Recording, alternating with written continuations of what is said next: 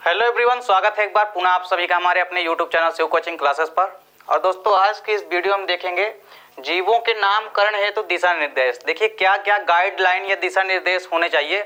देखिए कोई भी वैज्ञानिक नाम है या साइंटिफिक नेम है तो उसको लिखने के लिए क्या क्या गाइडलाइंस या दिशा निर्देश दिए गए हैं उसको यहाँ पे समझना जरूरी है। तो देखिए सबसे पहला जो दिशा निर्देश या गाइडलाइंस है, देखिए सबसे पहला क्या है कि कोई भी वैज्ञानिक है या कोई भी जीव है उसको क्या दिया जाता है,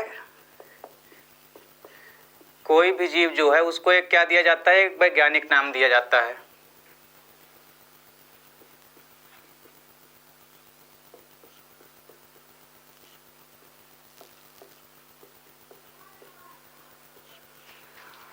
कोई भी जीव है उसको क्या दिया जाता है, एक वैज्ञानिक नाम दिया जाता है।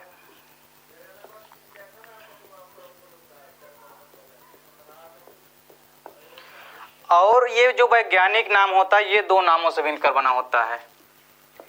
ये नाम दो नामों से मिलकर बना होता है।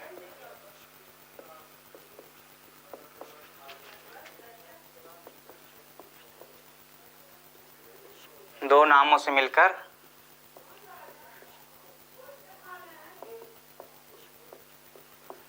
बना होता है। तो देखिए कोई भी जीव जो है उसको एक पर्टिकुलर वैज्ञानिक नाम दिया जाता है, चाहे वो एनिमल्स हो या प्लांट, उसको दो नामों से जाना जाता है। देखिए उसमें पहला नाम जो होता है वो कैसा नाम होता है, वो तो होता है उसके वंश का नाम या जीनस का नाम होता है, जिसको हम क्या बोलते हैं, प्रजातिगत नाम। और दूसरा जो नाम होता है वो क्या होता है, दूसरा नाम जो होता है, पहला नाम तो उसके वंश का नाम होता है और दूसरा जो होता है वो जातिगत नाम होता है, यानी उसके जाति का या जीनस या स्पीसीज का नाम होता है। तो देखिए पहला क्या है कि कोई भी जीव जो है चाहे वो एनिमल्स हो या प्लांट, उसको एक वैज्ञानिक नाम दिया जाता है और जिस नाम से वो जाना जाता है, और ये नाम जो है वो दो नामों से मिलकर बना होता है। और कभी कभी जो है उपजाति भी दर्शाई जाती है।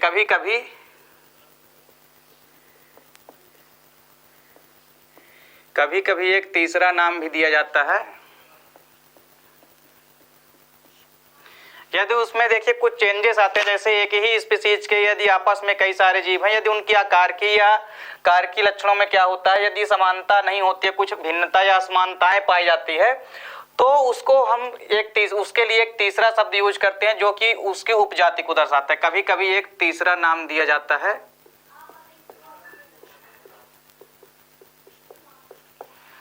जो उपजाति को दर्शाता है, जो उपजातिगत नाम होता है।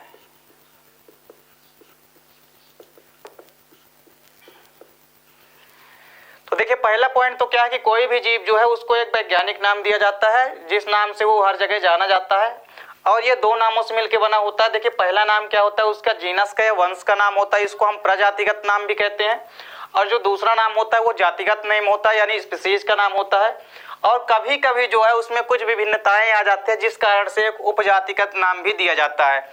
देखिए दूसरा पॉइंट क्या है कि जो भी वैज्ञानिक नाम या साइंटिफिक नेम होते हैं, इसके लिए जो भाषा का यूज किया जाता है वो ग्रीक या लैटिन भाषा के शब्दों का यूज करते हैं। तो इसके लिए वैज्ञानिक नाम हमेशा, तो देखिए जो भी वैज्ञानिक नाम होते हैं, वैज्ञानिक नाम हमेशा, तो देखिए जो वैज्ञानिक नाम होते हैं वो हमेशा ग्रीक भाषा के या लैटिन भाषा के शब्द होते हैं। वैज्ञानिक नाम के लिए ग्रीक या लैटिन भाषा के शब्दों का यूज करते हैं, या लैटिन भाषा का उपयोग करते हैं।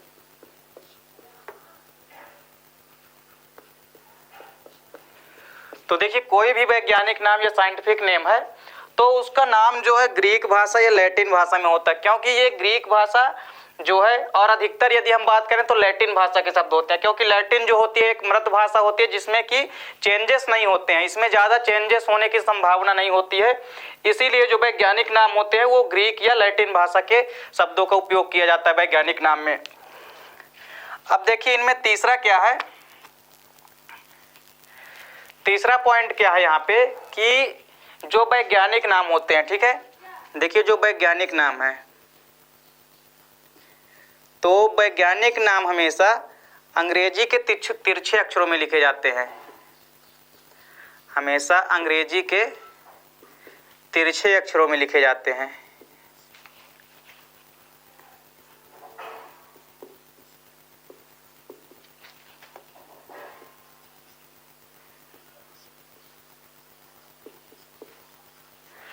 तो देखिए तीसरा पॉइंट क्या है या तीसरी गाइडलाइंस क्या है कि वैज्ञानिक नाम जो होते हैं वो सदैव अंग्रेजी के तिरछे अक्षरों में लिखे जाते हैं। यानी जैसे यहाँ पे एग्जाम्पल यदि आप समझिए, जैसे मान लीजिए हमारे पास कोई, जैसे मान लीजिए यदि हम गाजर की बात करें, ठीक है, तो गाजर का वैज्ञानिक नाम क्या होता है? गाजर का वैज्ञानिक नाम होता है डाकस करोटा। ठीक है, क्या होता है? गाजर का जो वैज्ञानिक नाम होता है वो होता है डाकस करोटा। तो देखिए यहाँ पे जो ये पूरा का पूरा वर्ड है ये जो तिरछे अक्षरों में लिखा जाएगा, ठीक है, ये इंग्लिश के हमेशा तिरछे अक्षरों में लिखा जाएगा। तो ये है तीसरा पॉइंट या तीसरी गाइडलाइन। पहली गाइडलाइंस क्या है कि कोई भी यदि जीव है तो उसको एक वैज्ञानिक नाम दिया जाता है और उसी नामों से वो हर जगह जाना जाता है। और जो वैज्ञानिक नाम होता है ये दो नामों से मिलकर बना होता है। देखिए पहला नाम जो होता है उसका वंशागत नाम होता है, या इसको हम प्रजातिगत नाम भी कहते हैं, या इसको हम जीनस भी कहते हैं इंग्लिश के अंदर। वहीं यदि बात करें दूसरा नाम, तो दूसरा नाम उसके जाति को डिनोट करता है या उसकी स्पीशीज को दर्शाता है। और देखिए कभी कभी एक तीसरा नाम भी दिया जाता है जो कि उसकी उपजाति को दर्शाता है। इसके बाद देखिए दूसरी जो गाइडलाइन है वो क्या है कि वैज्ञानिक नाम जो होता है वो हमेशा ग्रीक भाषा या लैटिन भाषा के शब्दों का इसमें यूज किया जाता है। तीसरी गाइडलाइंस क्या है या दिशा निर्देश क्या है कि वैज्ञानिक नाम जो होते हैं वो अंग्रेजी के सदैव तिरछे अक्षरों में लिखे जाते हैं।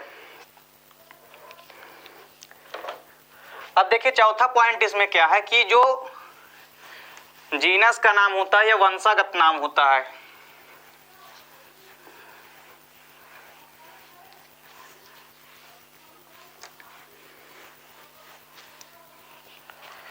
तो देखिए जो चौथा यहाँ पे क्या है कि वंशागत नाम जो होते हैं,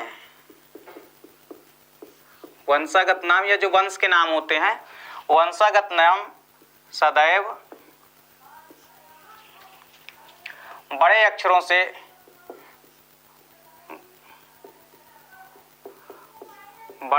से शुरू होते हैं या स्टार्ट होते हैं।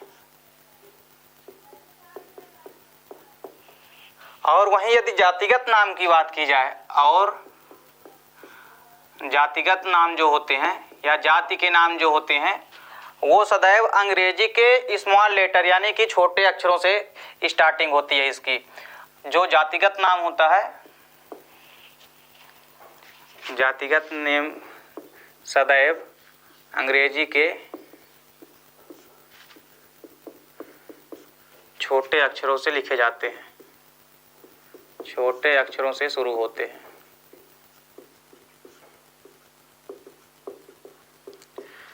देखिए चौथा यहाँ पे क्या है कि जीवों का जो नामकरण है इसमें वंशागत नाम जो होता है वो सदैव अंग्रेजी के बड़े अक्षरों से शुरू होता है। जैसे यहाँ पे डाकस करोटा है तो डाकस में देखिए ये डाकस जो है ये क्या है, इसका वंशागत नाम है। तो डाकस में जो पहला वर्ड है डी, तो ये जो है कैपिटल लेटर से यानी कि बड़े अक्षरों से स्टार्ट हो रहा है। वहीं जो वंशागत वो जो जातिगत नेम है यानी स्पीशीज का जो नाम है, जैसे देखिए ये जो इसमें करोटा है, करोटा क्या है इसकी, ये इसकी स्पीशीज है या जाति है। तो करोटा में जो देखिए स्टार्टिंग वर्ड क्या है सी, तो सी जो है तो अंग्रेजी वर्णमाला के स्मॉल अक्षर से या छोटे अक्षरों से लिखा जाता है। तो देखिए यहाँ पे डाकस करोटा में आप समझ गए होंगे। तो वंशागत नाम सदैव बड़े अक्षरों से शुरू होते हैं और जो जातिगत नेम होते हैं वो सदैव छोटे अक्षरों से शुरू होते हैं। अब देखिए अगला क्या है कि जो वैज्ञानिक नाम होते हैं,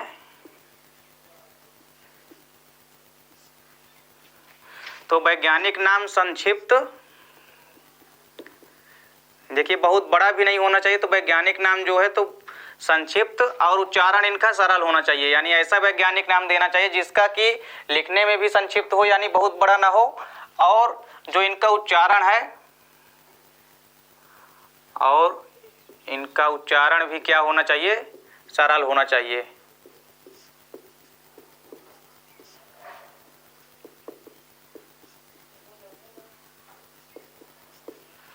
तो देखिए पांचवा क्या है कि वैज्ञानिक नाम जो है तो सदैव संक्षिप्त और इनका उच्चारण जो है वो सरल होना चाहिए। अब देखिए इसके बाद छठवां जो गाइडलाइंस है वो क्या है कि जो वंशागत नाम है, तो वंशागत नाम सदैव क्या लिखा जाता है, पहले लिखा जाता है।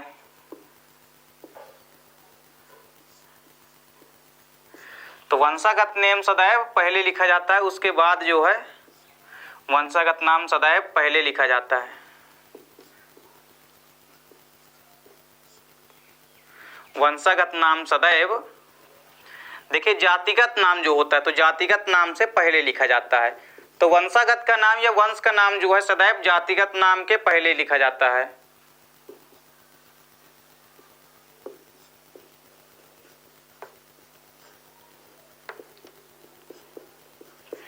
तो देखिए कोई भी यदि वंशागत नाम है तो वो सदैव जातिगत नाम के पहले लिखा जाता है। तो देखिए पांचवी गाइडलाइंस क्या थी कि वैज्ञानिक नाम जो संक्षिप्त व इनका उच्चारण जो है सरल होना चाहिए, वहीं वंशागत नाम जो है सदैव जातिगत नेम से पहले लिखा जाना चाहिए। ठीक है, इसके बाद देखिए क्या है, इसके बाद देखिए अगला पॉइंट क्या है कि जो वैज्ञानिक नाम है, तो देखिए जो वनस्पतिक नाम है यानी पेड़ पौधों का जो साइंटिफिक नेम है या वैज्ञानिक नाम है, वो जंतुओं के साइंटिफिक या वैज्ञानिक नाम से पूरी तरह भिन्न होना चाहिए, यानी आपस में किसी भी प्रकार से समान नहीं होना चाहिए।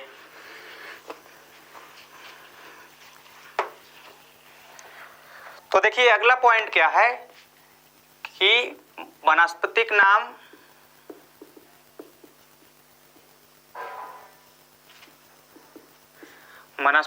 जो है, वनस्पतिक नाम व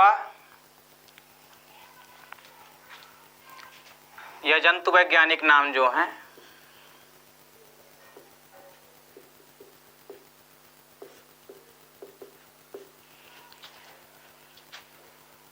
एक समान नहीं होने चाहिए।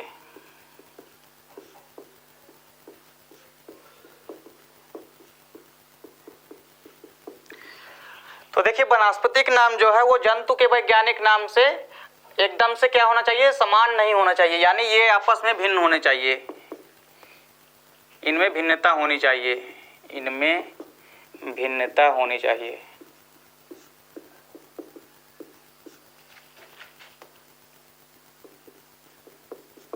तो देखिए जो वैज्ञानिक नाम में जो वनस्पतिक नाम है, जो पेड़ पौधों का बोटेनिकल नेम होता है, और जो जंतु वैज्ञानिक नाम यानी जूलॉजिकल नेम जो होता है, तो देखिए ये आपस में समान नहीं होने चाहिए, यानी इनमें क्या होनी चाहिए, भिन्नता होनी चाहिए, ये आपस में समान नहीं हो सकते हैं।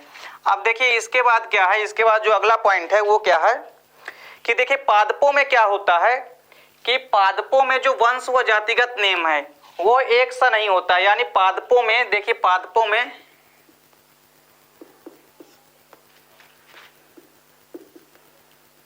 में समान वंशागत, पादपों में देखिए जो वंश का नाम है, पादपों में वंशागत नाम और जातिगत नाम एक समान मान्य नहीं होते हैं।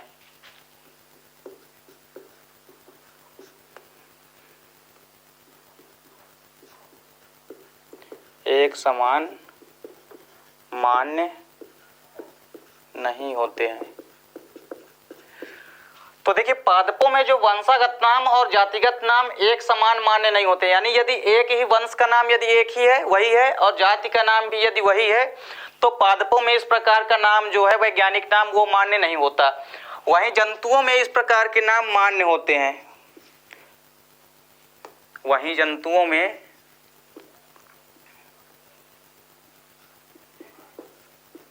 जंतुओं में इस प्रकार के नाम मान्य होते हैं। तो देखिए पादपों में यदि बात की जाए तो जो वंशागत नाम होता है और जातिगत नाम, यदि ये दोनों एक ही हैं तो ये नाम जो है मान्य नहीं होते हैं। लेकिन यदि जंतुओं की बात की जाए तो जंतुओं में इस प्रकार के नाम जो हैं मान्य होते हैं। जैसे यहाँ पे एग्जाम्पल समझिए आप कि मान लीजिए जैसे यहाँ पे एग्जाम्पल के लिए देखिए, जैसे चूहा, तो चूहे का क्या होता है, चूहा जो होता है तो चूहे का वैज्ञानिक नाम क्या होता है, रेटस रेटस। क्या होता है, चूहे का वैज्ञानिक नाम क्या होता है, रेटस रेटस। तो देखिए यहाँ पे पहला जो रेटस है ये किसका नाम है, ये तो इसके वंश का नाम है, और जो दूसरा राइटस है ये क्या है, इसकी जाति का नाम है। तो यानी यहाँ पे देखिए ये चूंकि चूहा क्या है, एनिमल्स है, तो देखिए एनिमल्स में या जंतुओं में हमने क्या कहा कि जो वंश का नाम है और जाति का नाम यदि एक ही हो तो ये मान्य होते हैं। लेकिन यदि पादपों में देखा जाए तो पादपों में वंश का नाम और जातिगत नेम यदि सेम है तो इस प्रकार के नाम जो हैं पादपों में मान्य नहीं होते हैं। तो जंतुओं में इस प्रकार के नाम जो होते हैं वो मान्य होते हैं। ठीक है, देखिए जैसे यहाँ पे एक और एग्जाम्पल देखिए, जैसे कोबरा जो होता है, ठीक है, जो किंग कोबरा होता है, तो देखिए कोबरा जो होता है, तो कोबरा की यदि बात की जाए तो इसका जो वैज्ञानिक नाम होता है वो होता है नाजा नाजा। ठीक है, नाजा नाजा। तो देखिए नाजा में ये नाजा जो है ये क्या है, ये तो इसके जीनस का नाम है या वंश का नाम है, और जो दूसरा नाजा ये क्या है, ये इसके स्पीसीज का नाम है या जातिगत नाम है। तो इस प्रकार से देखिए यहाँ पे क्या है कि जंतुओं में यदि वंशागत नेम और जातिगत नेम समान है तो इस प्रकार के नाम जो है वो मान्य होते हैं। लेकिन पादपों में इस प्रकार के नाम किसी प्रकार से मान्य नहीं होते हैं। चलिए इसमें एक और लास्ट पॉइंट क्या है इसमें कि जो वैज्ञानिक नाम होते हैं, ठीक है, उसमें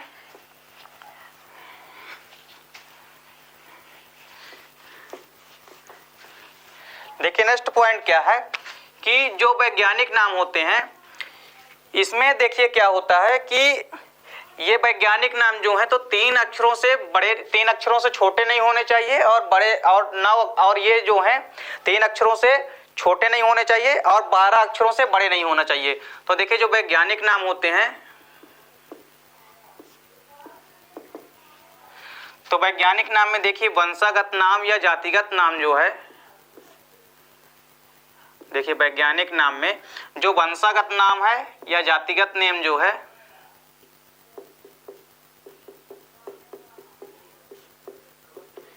वंशागत नाम या जातिगत नाम जो है 3 अक्षरों से छोटे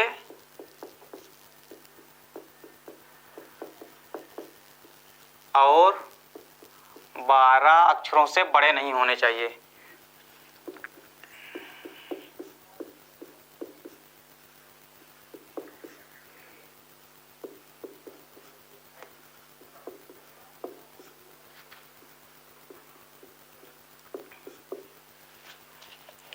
तो देखिए इस प्रकार जो वैज्ञानिक नाम होता है तो इसमें वंशागत नाम या जातिगत नेम जो होते हैं वो 3 अक्षरों से छोटे तथा 12 अक्षरों से बड़े नहीं होने चाहिए। जैसे यहाँ पे एग्जाम्पल के लिए समझिए, जैसे यहाँ पे कोई सा भी एग्जाम्पल ले लीजिए, जैसे मान लीजिए यदि शेर की बात की जाए, ठीक है, तो शेर का यहाँ पे वैज्ञानिक नाम क्या होता है, पैंथेरा लियो। तो देखिए पैंथेरा लियो,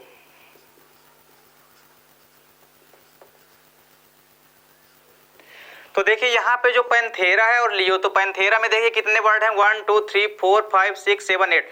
तो देखिए ये अक्षर जो है ये 12 अक्षरों से बड़े नहीं होने चाहिए। और यहाँ पे देखिए जो लियो है, ठीक है, तो ये जो है ये भी 12 अक्षरों से बड़े नहीं होना चाहिए और 3 अक्षरों से छोटे नहीं होना चाहिए। जैसे लियो में देखिए 3 वर्ड है यहाँ पे, तो ये 3 वर्ड से यहाँ पे छोटे नहीं होने चाहिए। तो कुल मिलाकर के जो वैज्ञानिक नाम में वंशागत नाम है और जातिगत नाम ये 3 अक्षरों से छोटे और 12 अक्षरों से बड़े नहीं होने चाहिए। तो इस प्रकार देखिए कोई भी यदि वैज्ञानिक नाम है तो उसको लिखने के लिए इतनी गाइडलाइंस या इतने दिशा निर्देश या इन बातों को जानना बेहद जरूरी होता है, क्योंकि इनमें से कोई भी गाइडलाइंस को यदि आप फॉलो नहीं करते हो तो फिर वो आपका साइंटिफिक नेम जो है वो गलत माना जाएगा या अमान्य माना जाएगा। तो दोस्तों उम्मीद करता हूँ वीडियो आपको पसंद आई होगी। दोस्तों यदि वीडियो आपको अच्छी लगे तो लाइक और कमेंट कीजिए, साथ ही साथ दोस्तों के बीच शेयर कीजिए। मिलते हैं दोस्तों नेक्स्ट वीडियो में, तब तक के लिए जय हिंद, वंदे मातरम।